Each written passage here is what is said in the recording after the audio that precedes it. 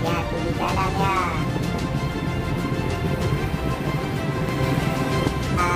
Sebelum memasuki hutan mangrove Langsa, baiklah buat rekan-rekan, buat semuanya bisa menikmati kuliner khas Langsa yang ada di sekitar jalan hutan mangrove Langsa.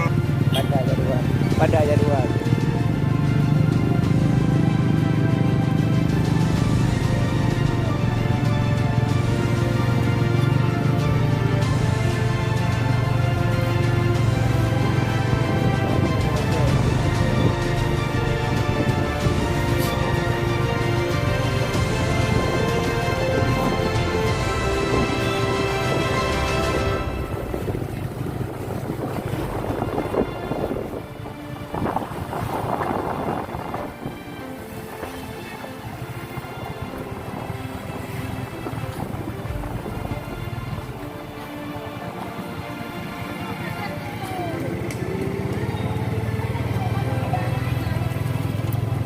Suasana parkir hutan mangrove Langsa dipadati oleh warga saat lebaran.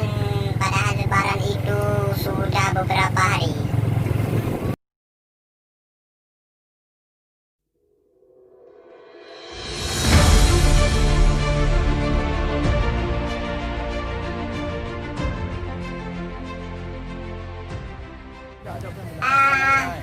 Para pengunjung hutan mangrove Langsa akan Ya deh, kita mau juga. badan